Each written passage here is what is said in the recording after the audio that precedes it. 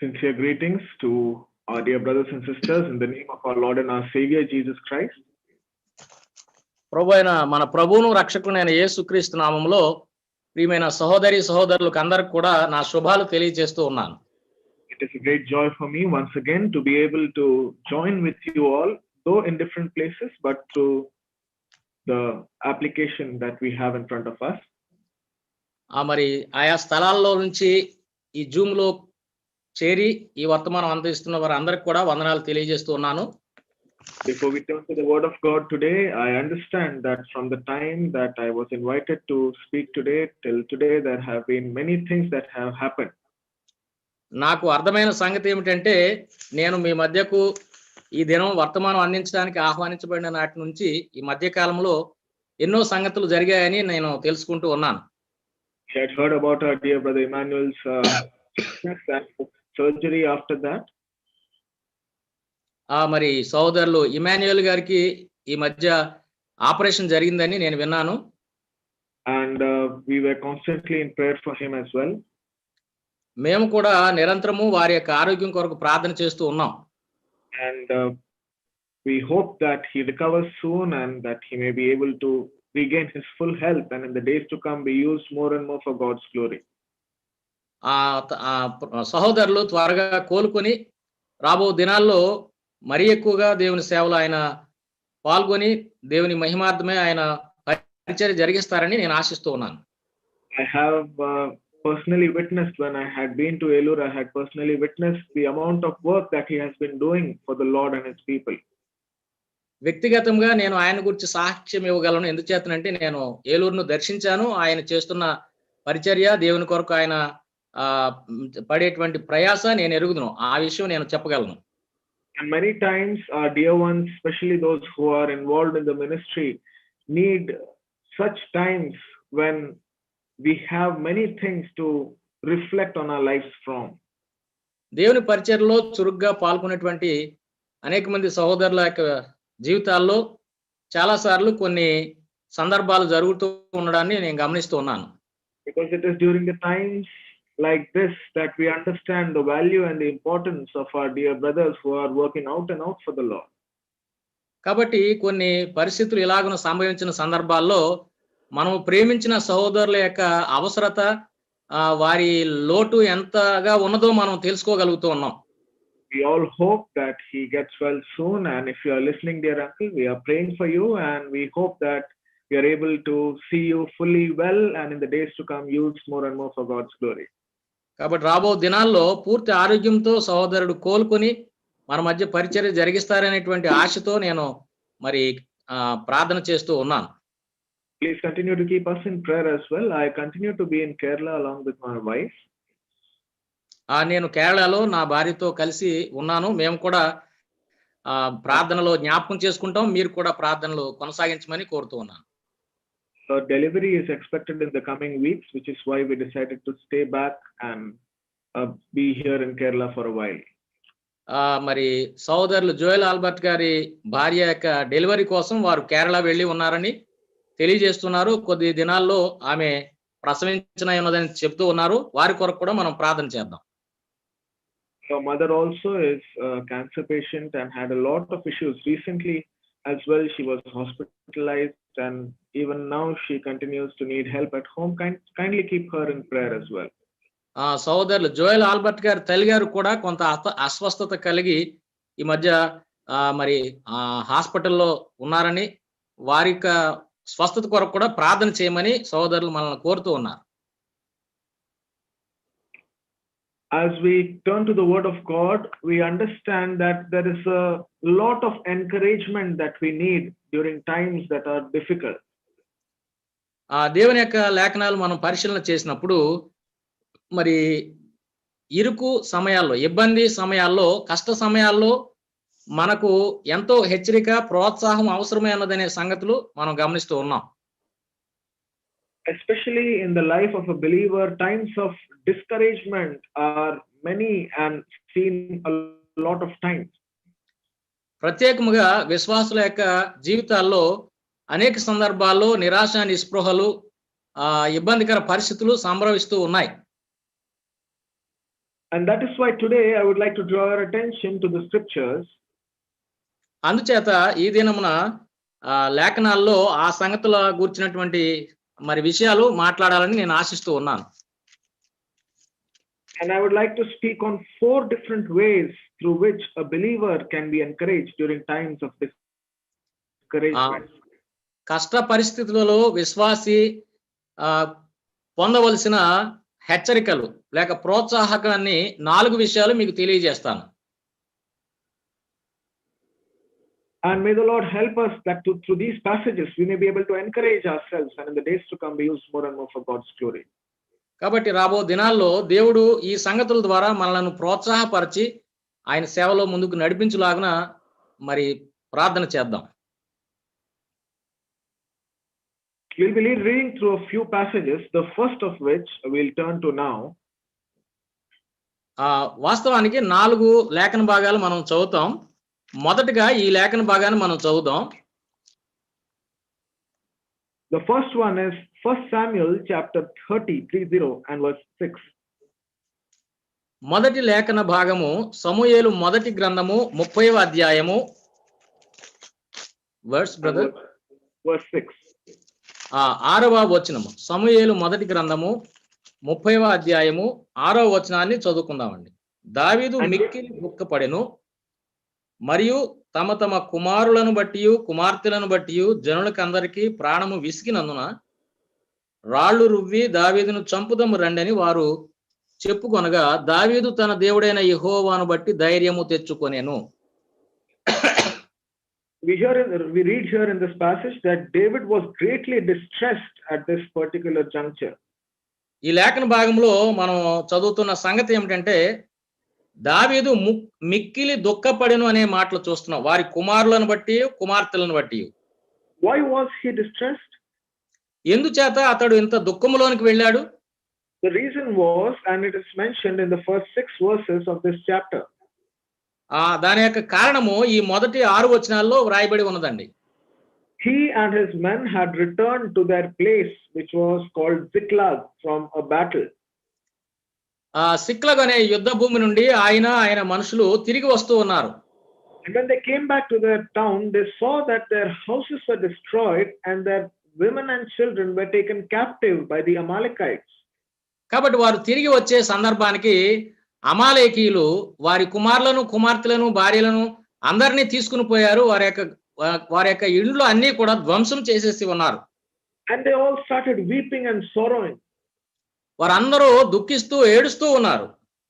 But what happened after that was, verse 6 mentions that his own men, his own friends turned against him and thought of stoning him. అక్కడ ఉన్న లేఖన భాగాన్ని మనం చూస్తే తన స్వంత మనుషులే తనకు మరి కావలసిన వారే ఆయన మీద రాళ్లు రువ్వడానికి మరి సిద్ధపడుతున్నట్లుగా చూస్తున్నాం. And because of that, David was all alone there, discouraged and in sorrow, looking at all of his friends turned away against him. తన సహోదరులు లేక తన స్నేహితులందరూ తనకి వ్యతిరేకముగా ప్రవర్తించడానికి ప్రయత్నం చేస్తున్న సంగతిని బట్టి అతడు మిక్కిలి దుఃఖపడిన వాడిగా చూస్తూ ఉన్నాం. Let us see what David does at this particular moment. ఈ ప్రత్యేకమైన సందర్భంలో దావీదు ఏం చేశాడు అనేది మనం గమనించాలి. The last part of verse 6 says, but David encouraged himself in the Lord. 30వ అధ్యాయం 6వ వచనం చివరి భాగంలో ఉన్న మాట మనం గమనించినట్లయితే దావీదు తన దేవుడైన యెహోవాను బట్టి ధైర్యము తెచ్చుకొనెను అనే మాట మనం చూస్తున్నాం. I don't know how it appears in other languages as well as in Telugu, but in English it says he encouraged himself in the Lord. ఇతర భాషల్లో లేక తెలుగులో ఎలాగూ రాయబడి ఉందో తెలియదు కానీ ఇంగ్లీష్లో అయితే అతడు యెహోవాను బట్టి ధైర్యం తెచ్చుకున్నాడనే వ్రాయబడి ఉంది. There are 2 things that we understand from that particular sentence. ఈ ప్రత్యేకమైన ఈ వాక్యము నుండి 2 సంగతులు మనము నేర్చుకోవచ్చు. There was no one else to encourage him. He encouraged himself. అతనిని ధైర్యపరచడానికి అక్కడ ఎవరూ లేరు కానీ తనకు తానే ధైర్యపరచుకుంటూ ఉన్నాడు. And secondly, it is the fact that the source of encouragement was in fact from the Lord. రెండవదిగా మనం చూస్తే ఆయనకు ధైర్యం ఇచ్చేటువంటి ఆధారం ఎవరంటే ఆ ఆధారము దేవుడే అని మనం గమనిస్తూ ఉన్నాం. My dear ones, of the four different types of or four different sources of encouragement that we will be seeing, the first one is mentioned here. మనము 4 విధాలైనటువంటి ధైర్యాలను గూర్చి లేక ప్రోత్సాహాన్ని గురించి మనం ధ్యానించబోతూ ఉండగా ఇది మొదటి సంగతిగా మీకు జ్ఞాపకం చేస్తూ ఉన్నాను. The encouragement that we receive from ourselves. మనము మనలను బట్టి మనము ధైర్యం తెచ్చుకోవాలి. If we can at least understand the importance of receiving an encouragement for ourselves, it would be really helpful to us in our spiritual life. కాబట్టి మనల్ని మనం ధైర్యపరచుకోవడం అనేది అనేక ప్రాముఖ్యత ఎంతటిదో మనం గమనించినప్పుడు అది మన యొక్క ఆత్మీయ జీవితంలో ఎంతగానో సహాయపడేదిగా ఉంటుంది. Dear brother, how can we encourage ourselves when we are discouraged? మనము నిరాశ నిస్పృహల్లో ఉన్నప్పుడు మనల్ని మనం ఎలాగున ధైర్యపరచుకోగలము అని మనకు సందేహం రావచ్చు. My dear ones, David is here to explain to us how we can encourage ourselves in the Lord. ప్రియమైన సోదరులారా, ఆ సందర్భాల్లో ఎలాగున మనల్ని మనం ధైర్యపరచుకోవాలనే సంగతిని దావీదు మనకు తెలియజేస్తూ ఉన్నాడు. Many times discouragement is an individual problem in our life, in our personal life, in our inside, in our souls. కాబట్టి అనేక సందర్భాల్లో ఈ నిరాశ నిస్పృహలు అనేవి మన యొక్క వ్యక్తిగత జీవితంలో, మన హృదయంలో, మన మనసులో కలుగుతూ ఉన్నట్లుగా మనం చూస్తాం. That is exactly what David was saying. Brother, that is exactly what David was going through here. అదే యథార్థముగా అదే సంగతి దావీదు జీవితంలో కూడా జరిగింది. But what did David do? అయితే దావీదు ఏం చేశాడు? He is encouraging himself. తనను తానుగా ధైర్యపరచుకుంటూ ఉన్నాడు. In the Lord. ప్రభువైన దేవుని యందు తనను తాను ధైర్యపరచుకుంటూ ఉన్నాడు. But how would that happen? అది ఎలాగో జరుగుతుంది? It happens. Now we can listen to this carefully. It happens through the past experiences that we have had with the Lord in our Christian life. కాబట్టి జాగ్రత్తగా గమనించండి. అతడు తన గత జీవితంలో దేవుని నుండి పొందినటువంటి మరి ధైర్యాన్ని బట్టి అది అతనికి సాధ్యమైనదిగా, అది జరిగినదిగా మనం గమనించగలం. You see, this was not the first time David was all alone. దావీదు ఒంటరిగా ఉన్న సందర్భం ఇది ఒక్కటే కాదు, ఇదే మొదటిసారి కాదు. There are many instances and you can look into it at your own time. దావీదు జీవితంలో అలాంటి ఒంటరి సందర్భాలు అనేకం మనం చూస్తాం. లేఖనాలు మనం పరిశీలన చేస్తే చూడగలం. But I would like to draw your attention to two instances where he was all alone. దావీదు ఒంటరిగా నిరాశలో ఉన్న సందర్భాలు, 2 సందర్భాలు నేను మీకు జ్ఞాపకం చేస్తాను. He was doing a work in his home which was thought too simple, too small by his brethren. అతడు తన ఇంటిలో తన యొక్క సహోదరులతో కలిసి చిన్న చిన్న పనులు చేసేవాడు. In fact, in 1 Samuel 17, when we read Eliab, his oldest brother, talking to him, మొదటి సమూయేలు 17వ అధ్యాయంలో ఎలియాబ్ అనే అతని యొక్క సహోదరుని గురించి మనం చదువుతాం.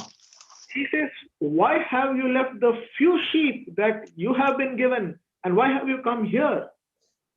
తన అన్నయ్య ఎటువంటి ఎలియాబు దావీదుతో చెప్తున్నాడు కదా, నీవు ఆ గొర్రెల మందను విడిచిపెట్టి ఇక్కడికి ఎందుకు వచ్చావని అడుగుతున్నాడు.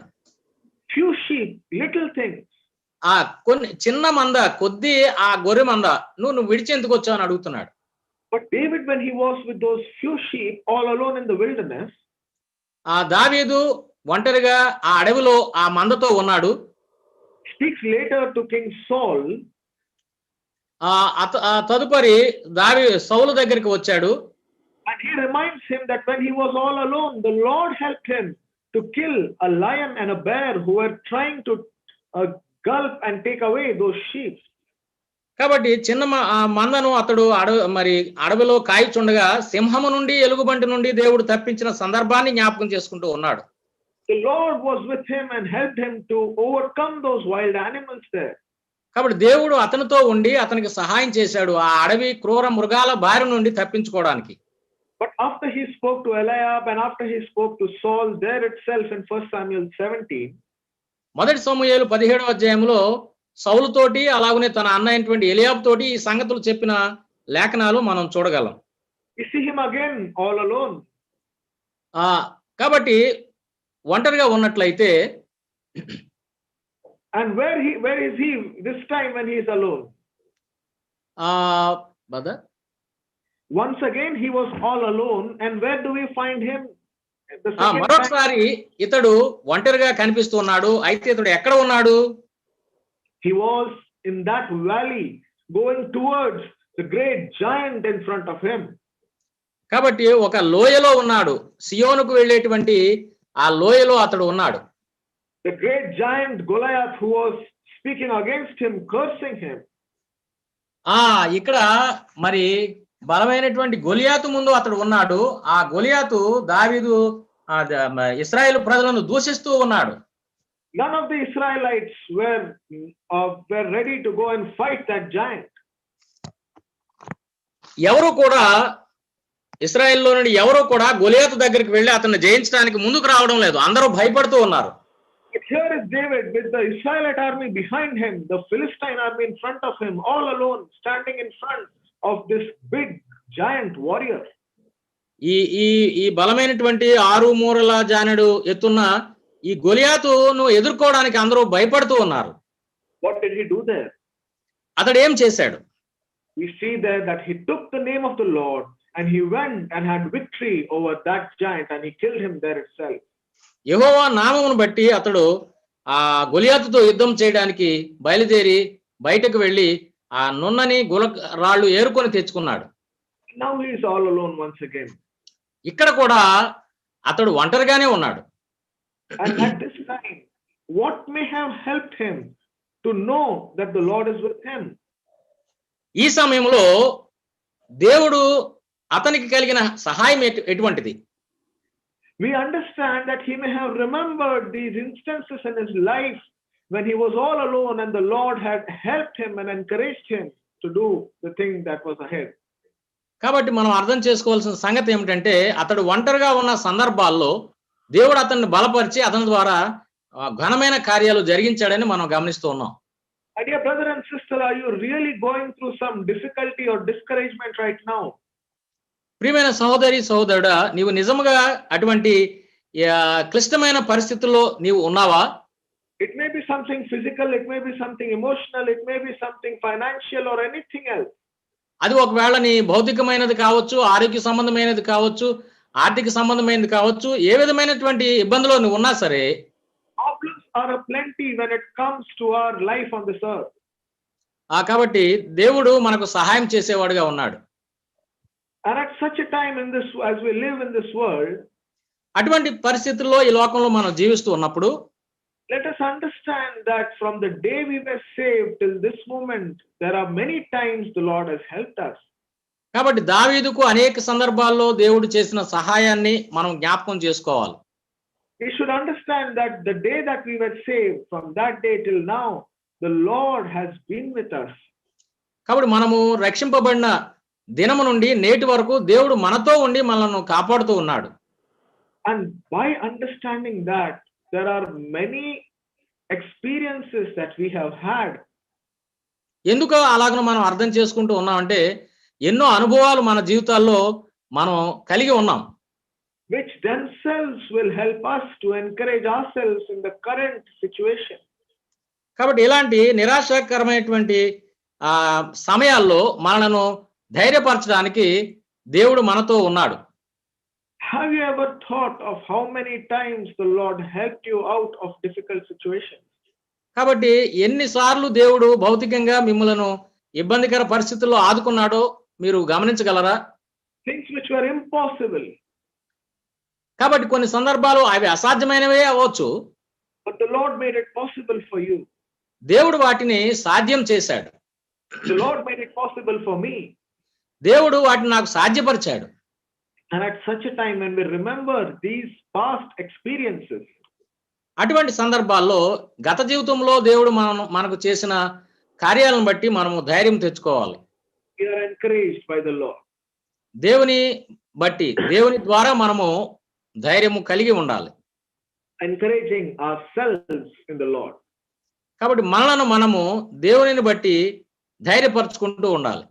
How simple it is, but many times we forget to do that.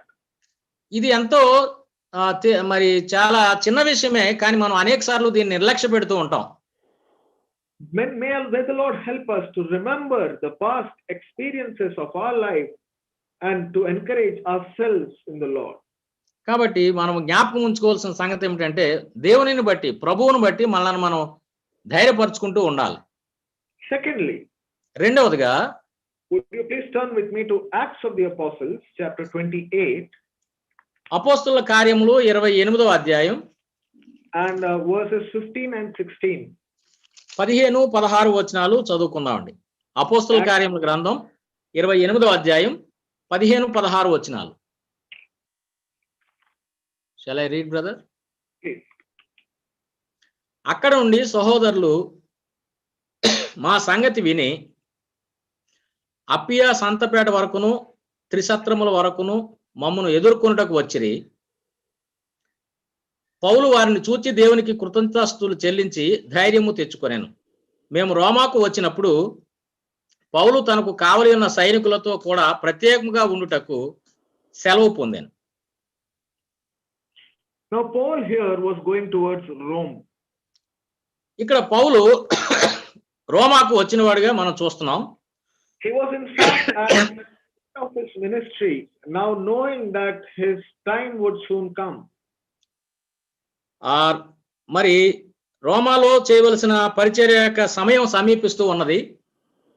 And at such an instance, we see Apostle Paul as he travels through all of these problems going towards Rome. కాబట్టి రోముకు వెళ్ళేటువంటి మార్గంలో ఈ సమస్యలన్నీ అతడు ఎదుర్కొంటూ ఉన్నాడు అపోస్తలుడైన పౌలు. There are a few brethren who heard about Paul traveling from a place that was a certain distance from where they lived. కాబట్టి అపోస్తలుడైన పౌలు ఆ మార్గము గుండా ప్రయాణం చేస్తుండనే సంగతి కొంతమంది సహోదరులు తెలుసుకున్నారు. And when they heard that Paul is passing through that place, ఆ ప్రాంతం మీదుగా అపోస్తలుడైన పౌలు ప్రయాణం చేస్తున్నాడని వారు వినినప్పుడు they went to a certain place. They traveled a certain distance so that they could go and meet Paul. పౌలును ఎదుర్కోవడానికి వారు కొంత దూరము ప్రయాణం చేసి అక్కడికి వచ్చారు. In English it says they came to meet us as far as Appian Forum, verse 15. English లో ఎలాగూ రాయబడి ఉన్నదంటే, దూరంలో ఉన్నటువంటి పౌలును కలుసుకోవడానికి వారు వచ్చారని రాయబడి ఉన్నది. There is a distance that is implied, that is spoken of here. ఇక్కడ పౌలుకు ఎదుర్కోవడానికి వారు చాలా దూరము ప్రయాణం చేశారనే సంగతి ఉన్నది. You can think that, just to give you an example, think that they are in Elur and somebody, a servant of God, is passing through Vijayawada. They are traveling that whole distance just to meet him. కాబట్టి మనం ఉదాహరణగా చెప్పుకుంటే, ఏలూరు నుంచి విజయవాడకు ప్రయాణం చేస్తుండగా అటువంటి అంత దూర ప్రదేశానికి వారు వచ్చినట్లుగా మనం చూస్తాం. And Paul, we read in verse 15, he was greatly encouraged. ఈ 15వ వచనంలో అపోస్తలుడైన పౌలు ధైర్యము తెచ్చుకున్నాడు. Why? అని మనం చూస్తాం. Because he understood that these brethren traveled a certain distance just to see him.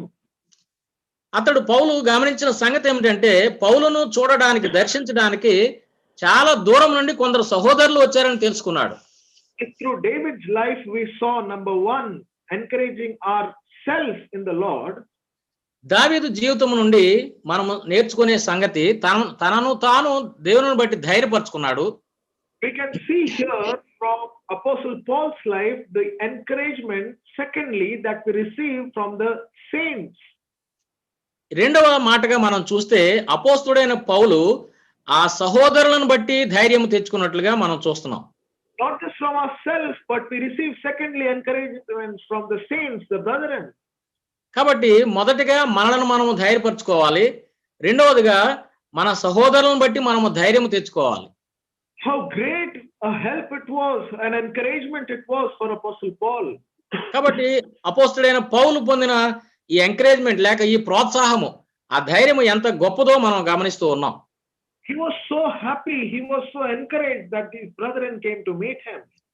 ఆ సహోదరులు ఆ దూరం నుండి ప్రయాసతో వచ్చి అతన్ని కలుసుకోవడం ద్వారా అతడు ఎంతగానో ఆదరించబడ్డాడు, ప్రోత్సాహపరచబడ్డాడు, ధైర్యం తెచ్చుకున్నాడు. And that helped him a lot. He took courage in the Lord, it says there. కాబట్టి ప్రభువునందు అది అతనికి ఎంతగానో సహకరించినట్లుగా, ధైర్యాన్ని ఇచ్చినట్లుగా మనం చూస్తున్నాం. My dear ones, may we understand this very important thing in our life. ప్రియమైన సోదరి సోదరులారా, మన జీవితాల్లో మరి ఇలాంటి సందర్భాలను గురించి మీరు అర్థం చేసుకుంటున్నారని నేను గమనిస్తూ ఉన్నాను. We can encourage ourselves through past experiences. మనము గత జీవిత అనుభవాల నుండి ధైర్యం తెచ్చుకోవాలి. Secondly, we can encourage the fellow saints through the fellowship that we have. రెండవదిగా సహవాసము నుండి మన తోటి సహోదరుల ద్వారా మనము ధైర్యం తెచ్చుకోవాలి. How can we encourage our fellow believers? మన యొక్క తోటి సహోదరులను మనం ఏ విధంగా ధైర్యపరచగలం? While speaking about this, rather than speaking about receiving encouragement, I would like to speak about encouraging the saints and giving encouragement. మనము ధైర్యపరచబడడం అనే మాట గురించి మన సహోదరులను మనం ఎలాగున బలపరచాలి, ధైర్యపరచాలని నేను మాట్లాడబోతున్నాను. We need to encourage our fellow believers, my dear ones. ప్రియమైన సోదరి సోదరులారా, మన తోటి సహోదరులను మనము బలపరచాలి, ధైర్యపరచాలి. Because there are many times when our dear ones are going through many difficult situations in their life. మన తోటి సహోదరులు అనేక పర్యాయాలు ఎన్నో ఇబ్బందులకు గురవుతూ ఎన్నో శ్రమల గుండా వెళుతూ ఉన్నారు. We can never understand how difficult the life of many of our dear ones may be. ఒకవేళ మనము మన తోటి సహోదరుల యొక్క ఇబ్బందుల గురించి మనం అర్థం చేసుకోలేకపోవచ్చు. I use this example quite often. చాలా సార్లు నేను ఈ యొక్క ఉదాహరణ చెప్తూ ఉంటాను. After a meeting, when we meet each other, ఒక కూడిక ముగిసిన తర్వాత we say, how are you, brother? సహోదరులు మనం కలుస్తున్నప్పుడు ఎలా ఉన్నారు సహోదరుడు అని అడుగుతాం. How is everything, sister? అన్ని అంతా క్షేమంగా ఉన్నారని అడుగుతాం. What do we receive as a reply from them? అలా అడిగినప్పుడు ఆ ఎదుటి సహోదరుని నుంచి వచ్చే సమాధానం ఏమిటో మనం చూచినట్లయితే, all fine, brother. అంతా బాగున్నారు సహోదరుడా, అంతా క్షేమం అని చెప్తారు. Everything is okay. అన్నీ కూడా బాగా ఉన్నాయని చెప్తారు. Because as we spend that 1 second of greeting with them, that is all they can say. కాబట్టి మనం వారితో గడిపే ఆ సెకండ్ల సమయంలోనే వారు చెప్తారు ఆ సంగతి. But like these brethren try to just go out of the way and spend some time with the fellow brethren. కాబట్టి ఇక్కడ మనం చూసినట్లయితే అపోస్తల కార్యములు 28వ అధ్యాయంలో మరి చాలా దూరం ఆ సహోదరులు ప్రయాణం చేసి పౌలును ఎదుర్కొన్నట్లుగా, దర్శించినట్లుగా చూస్తూ ఉన్నాం. If I just ask you, for example, ఉదాహరణకు నేను మిమ్మల్ని ఈ ప్రశ్న అడిగినట్లయితే, brother, how are you really doing in your life at this moment? మరి కష్ట సమయాల్లో వాస్తవంగా నీవు ఏం చేస్తున్నావు అని సహోదరులను అడిగితే, I know every one of you will have something or the other, some burden or the other to share, because somebody at some point of time, of course, is going through a difficult situation. కాబట్టి అలాగను అడిగినట్లయితే ప్రతి సహోదరుడు కూడా తన జీవితంలో అనేక సందర్భాల్లో ఎదుర్కొన్నటువంటి ఇబ్బందుల గురించి మరి మా హృదయం తెరిచి చెప్పగలరు. And that is why we need to understand. అవి మనము అర్థం చేసుకోవడానికి సహాయపడతాయి. That our saints, our fellow believers are in need of encouragement just as we are. కాబట్టి మన తోటి సహోదరుల విశ్వాసుల యొక్క మరి అక్కర్లు మనం తెలుసుకొని వారిని ధైర్యపరచవలసిన వారంగా ఉన్నాం. Never think that even preachers are immune to discouragement. ఎన్నడూ కూడా నిరాశ నిస్పృహల యొక్క సంగతిని ఆలోచించవద్దు.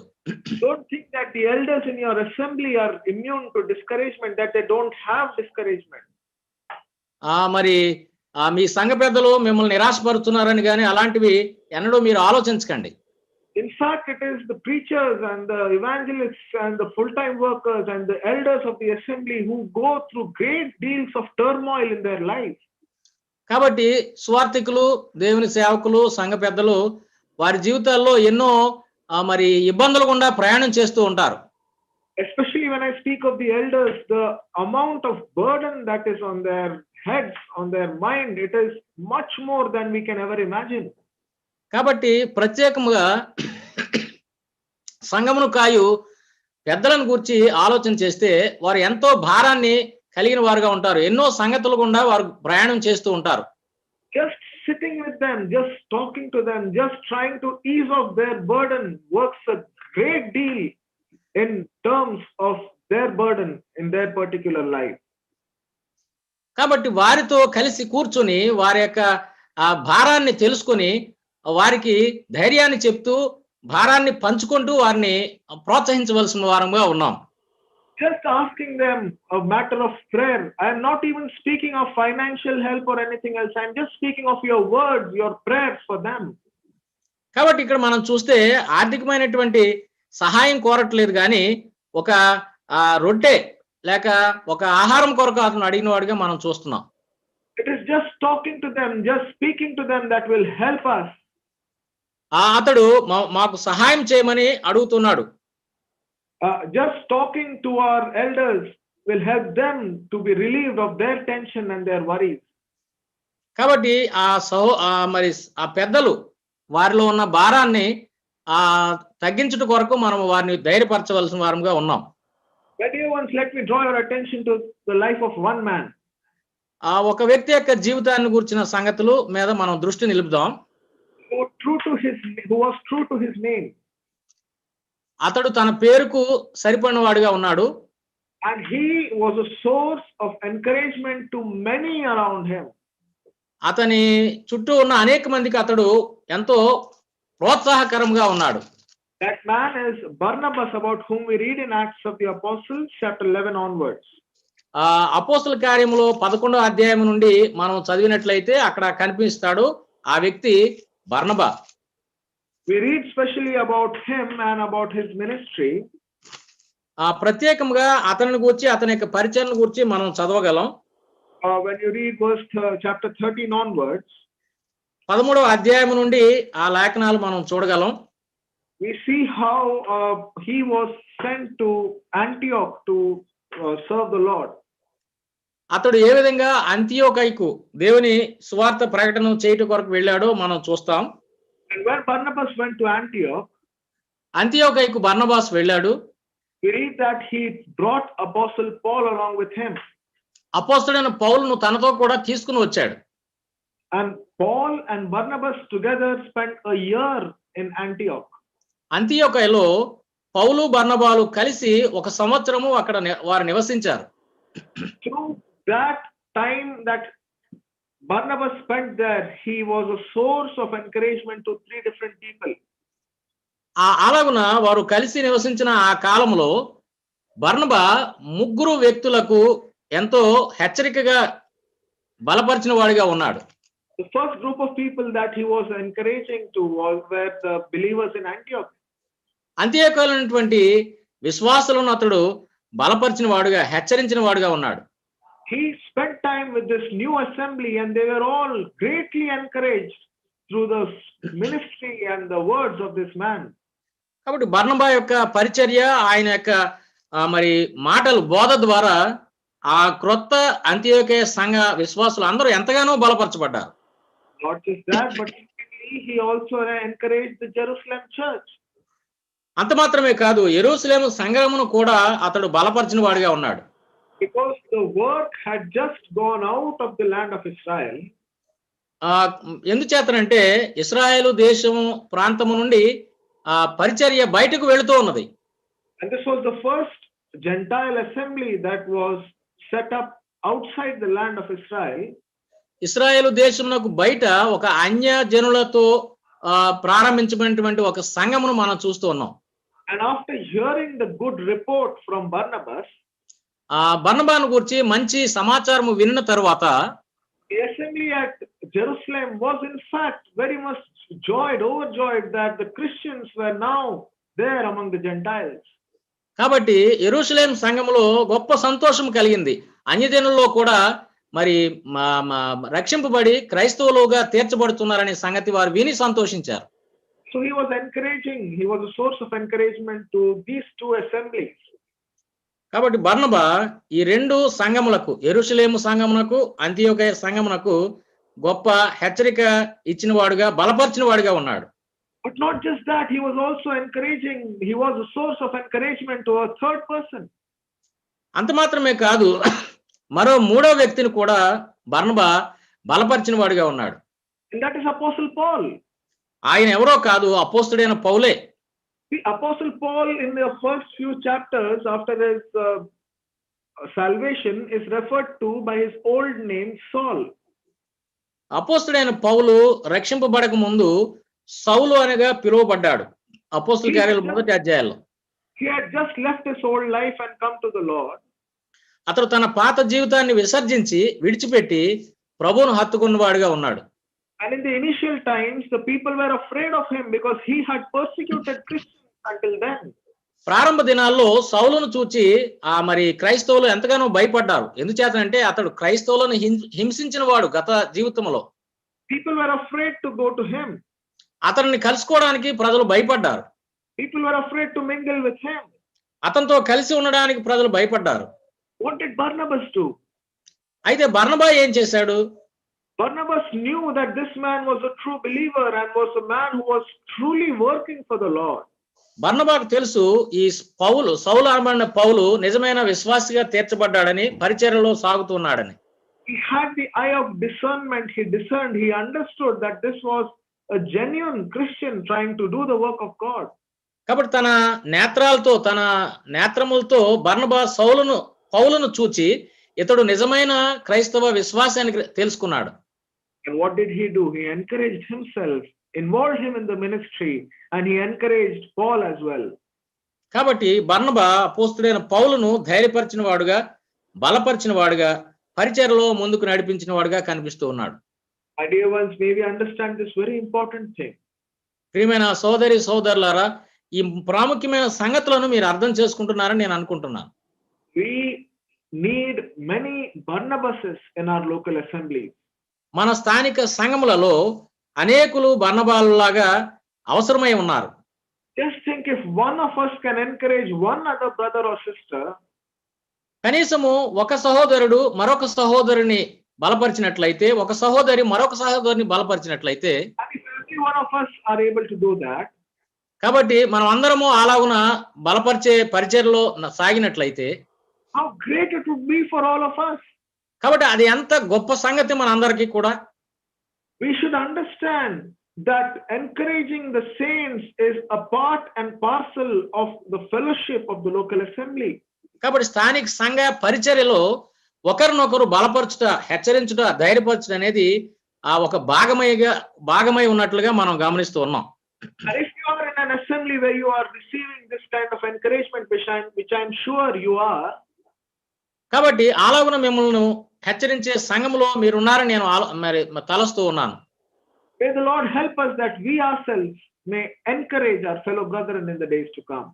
కాబట్టి రాబో దినాల్లో మనలను మనము బలపరుచుకునే వారంగా ప్రభువును బట్టి, అలాగనే తోటి సహోదరులను మనం బలపరిచే వారంగా ఉండాలని ఆశిస్తూ ఉన్నాను. Let me not think, oh, there are many problems in my life, let others encourage me. When I am okay, I'll encourage others. కాబట్టి నా జీవితంలో అనేక సమస్యలు ఉన్నాయి అని నువ్వు అనుకోవద్దు. ఇతరులు నన్ను బలపరచాలని నువ్వు ఆశిస్తూ ఉండు. నేను నీవుగా ఇతరులను కూడా బలపరిచేవాడుగా నీవు ఉండాలని కోరుతూ ఉన్నాను. If you think like that, let us understand that the problem that I am going through, every believer is going through 10 different problems. కాబట్టి నీవు ఎలాగున సమస్యలు మరి ఎదుర్కొంటూ ఉన్నావో, అలాగున ఇతర సహోదరులు కూడా అనేక సమస్యలను ఎదుర్కొంటూ ఉన్నారని నువ్వు తెలుసుకోవాలి. And when we are a source of encouragement to others, we ourselves will be encouraged through the fellowship that we have with them. కాబట్టి మనలకు మనమే మరి ధైర్యపరచుకునే ఆధారమై ఉండగా, మనము ఇతరులను ధైర్యపరిచేటువంటి సాధనాలుగా కూడా ఉండాలి. You see, Barnabas was a source of encouragement to all of them. కాబట్టి వారందరికీ బర్నబా హెచ్చరిక పుత్రుడిగా ఉన్నాడు.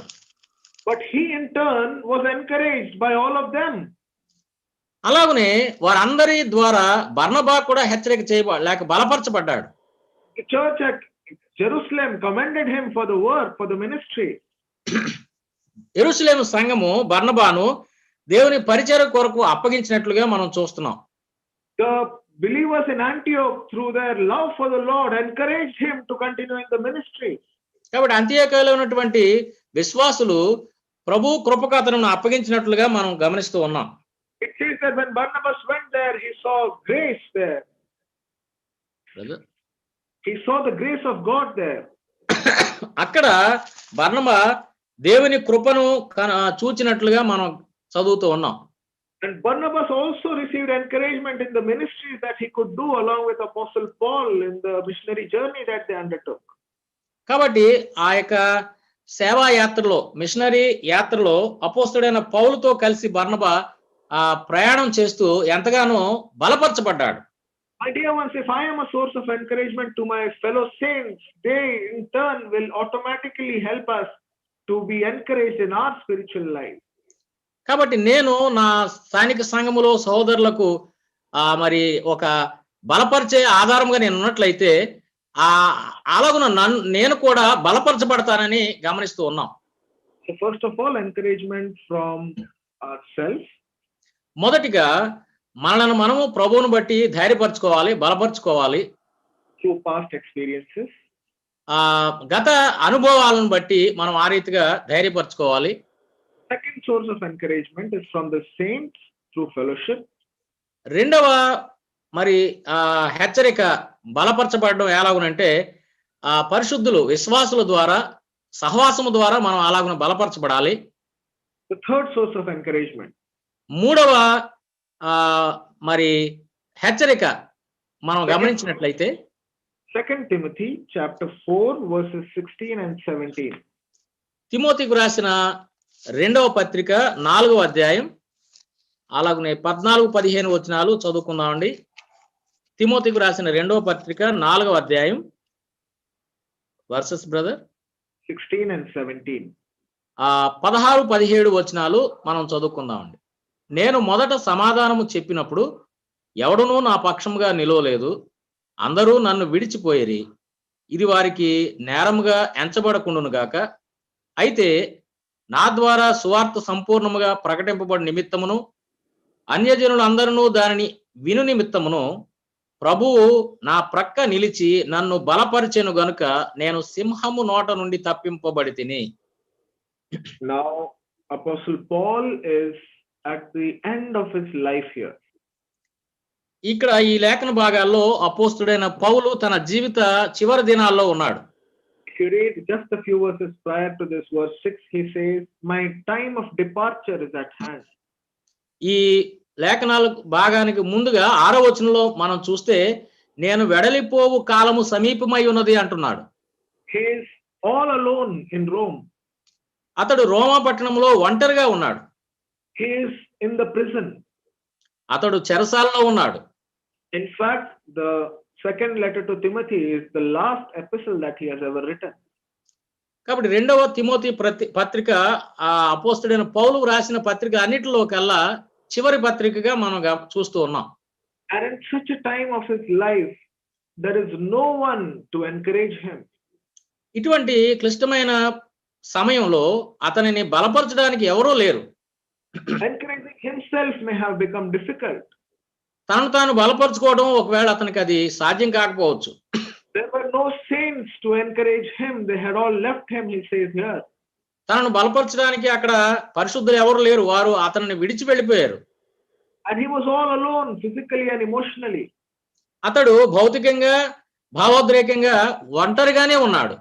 And at such a time, అటువంటి సమయంలో look at what he says in verse 17. 17వ వచనంలో అతడు ఏమి చెబుతూ ఉన్నాడో ఆ మాటలు మనం చూద్దాం. Notwithstanding, the Lord stood with me and strengthened me. ప్రభువు నా ప్రక్క నిలిచి నన్ను బలపరిచెను అనే మాట. Oh, what a great source of encouragement that is. ఇది ఎంత గొప్ప ఆదరణకరమైన మాట అండి. The Lord stood by me and encouraged me. దేవుడు నా ప్రక్క నిలిచి నన్ను బలపరిచెను.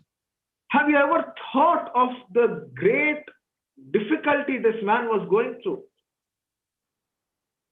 మరి మీరు ఎప్పుడైనా ఆలోచించారా సహోదరుడు ఎంత కష్టమైన పరిస్థితుల్లో ఉన్నాడో అనే సంగతిని? In all alone in prison facing death. అతడు ఒంటరిగా ఉన్నాడు, చెరసాల్లో ఉన్నాడు, గొప్ప నిరాశలో ఉన్నట్లుగా మనం చూస్తున్నాం. But he has thirdly the Savior to be there beside him and encourage him. కానీ అతడు పలికిన మాట మనం చూస్తే ఆయన నా రక్షకుడు, నా ప్రభు నా ప్రక్కన నిలిచి నన్ను బలపరిచిన అనే మాట మాట్లాడుతున్నాడు. And the Savior has encouraged him to continue doing what he has done till the day he is on this world. కాబట్టి రక్షకుడు ఆయన ప్రక్కన నిలిచి ఆయనను నడిపిస్తూ ఉన్నాడు, బలపరుస్తూ ఉన్నాడు. My dear ones, let us understand this very important thing in our life. కాబట్టి ప్రియమైన సహోదరి సహోదరులారా, మన జీవితాల్లో ఇది చాలా ప్రాముఖ్యమైన సంగతిగా మీరు గమనించాలి. Many times in our life we can just encourage ourselves through past experiences. గత అనుభవాల ద్వారా మనలను మనము బలపరుచుకుంటూ ఉండాలి. Many times when that is not enough, our fellow believers can come and encourage us in our life.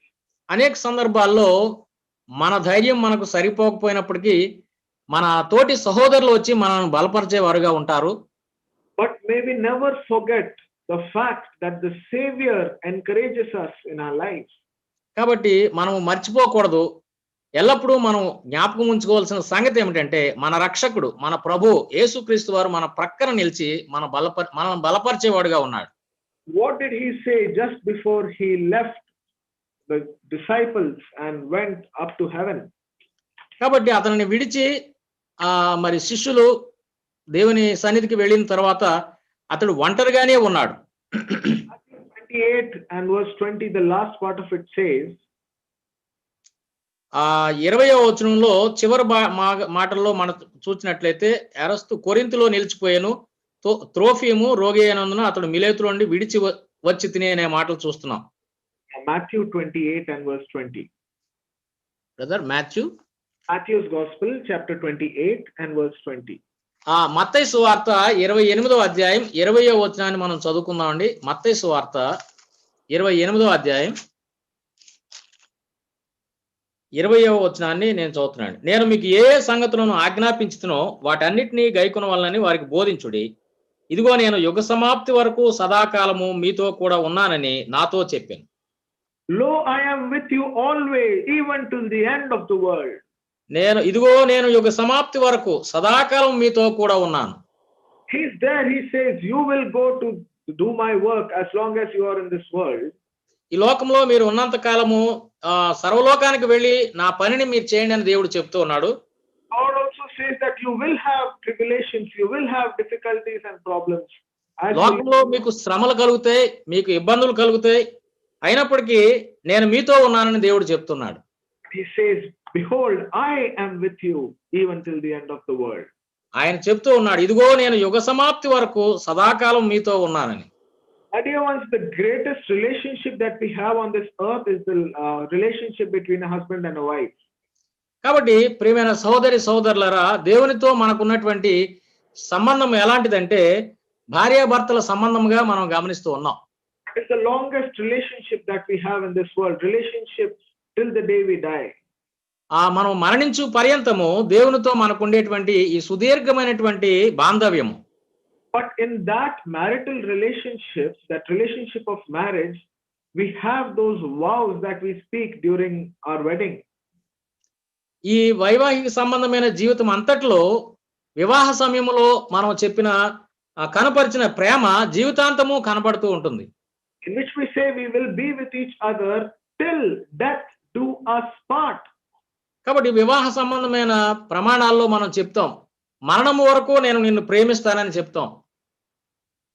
Till death do us part. There is a parting by death at the end of this relationship of a husband and wife.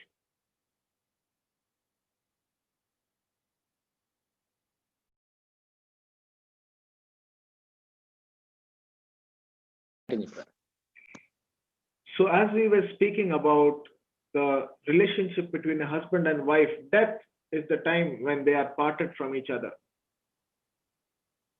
కాబట్టి మనము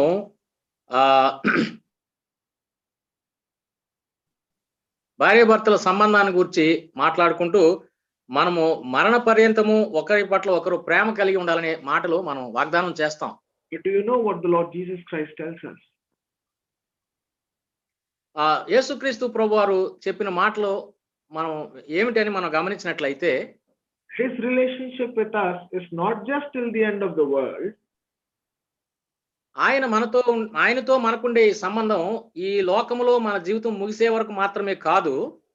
As he reminds us in John's Gospel chapter 14, ఆయన యోహాను సువార్త 14వ అధ్యాయంలో మనకు జ్ఞాపకం చేసిన రీతిగా let not your hearts be troubled, he says. మీ హృదయములు కలవరపడనీయకుడి. And what does he say further? That I go, that I may prepare a place for you, so that where I am, you might be also. ఆయన మనకు చెప్పిన మాటలు ఏమిటంటే, నేను వెళ్ళి మీకు స్థలము సిద్ధపరిచిన యెడల నేనుండు స్థలములో మీరును ఉండులాగున అనే మాటలు మనం చూస్తున్నాం. Why should we be encouraged by our Savior? Number 3, why should we be encouraged by him? ఎందుకు దేవుడు మనల్ని అలాగున బలపరుస్తూ ఉన్నాడు, ప్రోత్సహిస్తూ ఉన్నాడు? Because he is with us not just till the end of our lives. ఎందుచేతనంటే ఈ లోకములో మన జీవితం ముగించే వరకు మాత్రమే ఆయన మనతో ఉన్నాడు. కానీ long as we are in the world, not just the fact that he is with us. వాస్తవానికి ఈ లోకంలో జీవించినంత కాలం ఆయన మనతో ఉంటాడు. But may we understand that when we are taken to be with him in heaven, we will be with him for all eternity. ఆ ప్రభు సన్నిధికి, పరలోకానికి మనము ఆయన యొద్దకు చేర్చబడిన తర్వాత నిత్యత్వంలో ఆయనతో కలిసి మనం ఉంటాం. He will never ever leave us even till eternity.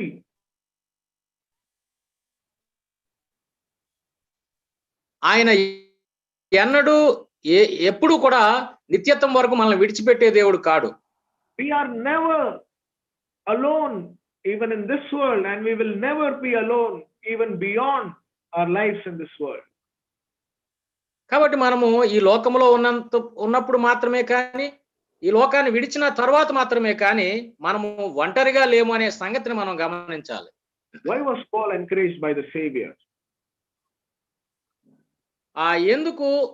ఎందుకు పౌలును ప్రభు అలాగున బలపరుస్తూ ఉన్నాడు? Because he understood, as long as I am in this world, the Savior is with me.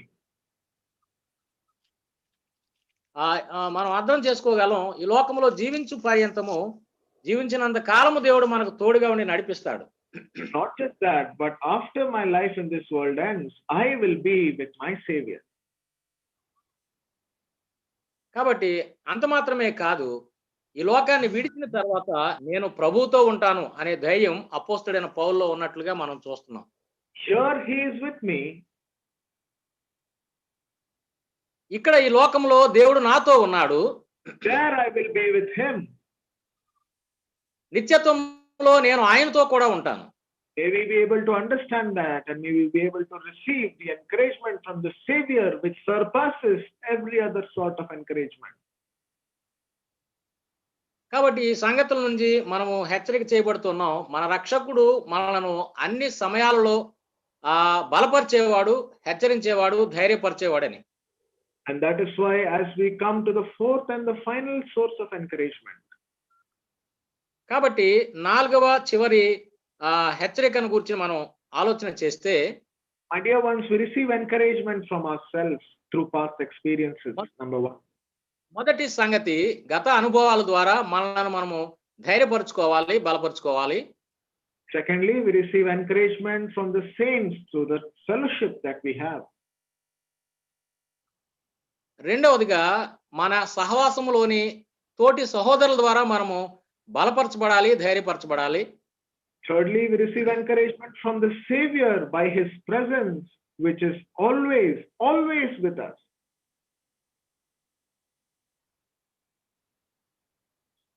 మూడవదిగా మనల్ని రక్షించిన మన ప్రభువును బట్టి మనము అన్ని దినాలు మనము ఎల్లప్పుడూ ధైర్యపరచబడాలి.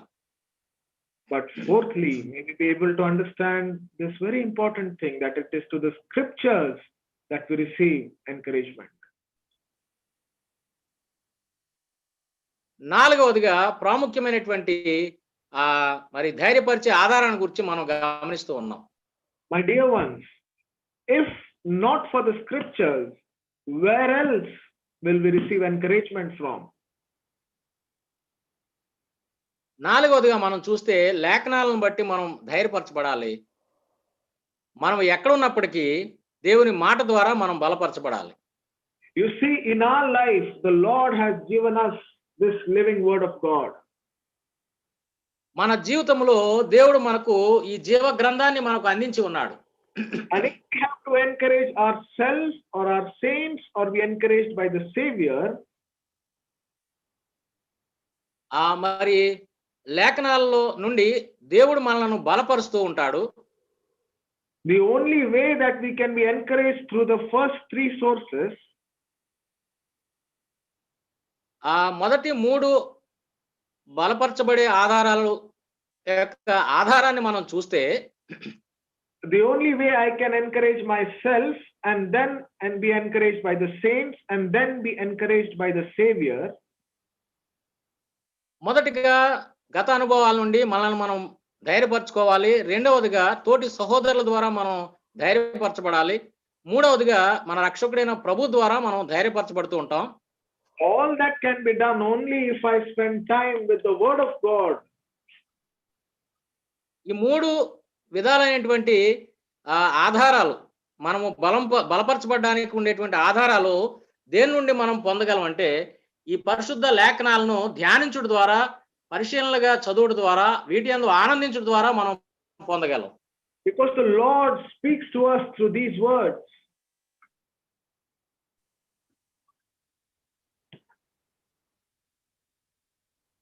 కాబట్టి దేవుడు ఈ గ్రంథమందు ఉన్న మాటల ద్వారా మనతో మాట్లాడేవాడుగా ఉన్నాడు. The Lord helps us to receive encouragement from these words, these scriptures. మరి లేఖనాల నుండి మనము బలపరచబడలాగున దేవుడు మనకు సహాయం చేస్తూ ఉంటాడు. And every promise that is mentioned in the scriptures is yeah, yes and amen for all of us. లేఖనాల్లో మనకు ఇవ్వబడినటువంటి ప్రతి వాగ్దానాన్ని బట్టి, లేఖనాల్లో దేవుడు మనకిచ్చిన ప్రతి వాగ్దానాన్ని బట్టి మనం బలపరచబడుతూ ఉంటాం. And if we are not spending time with the scriptures, my dear ones, believe me, there is no other source of encouragement for us.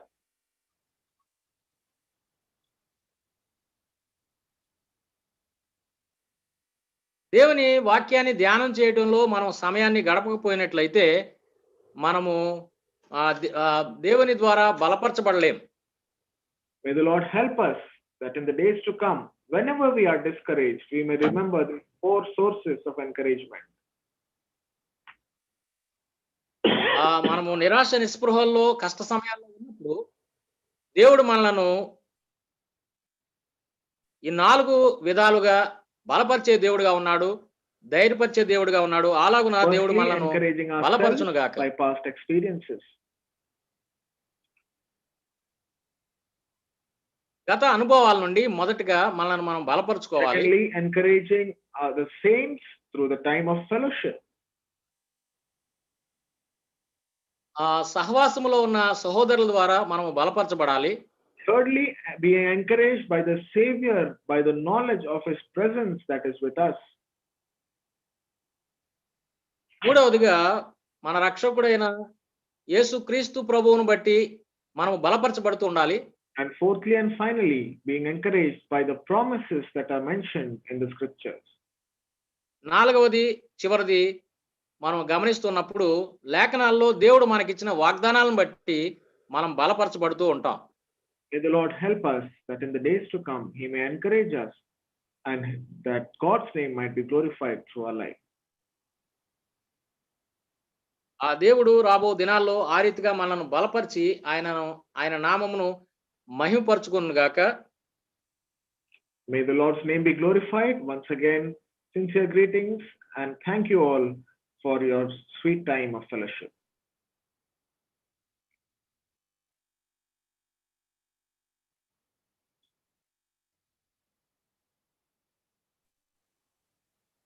ఆ ప్రభు ఈ మంచి సమయాన్ని నాకు ఇచ్చినటువంటి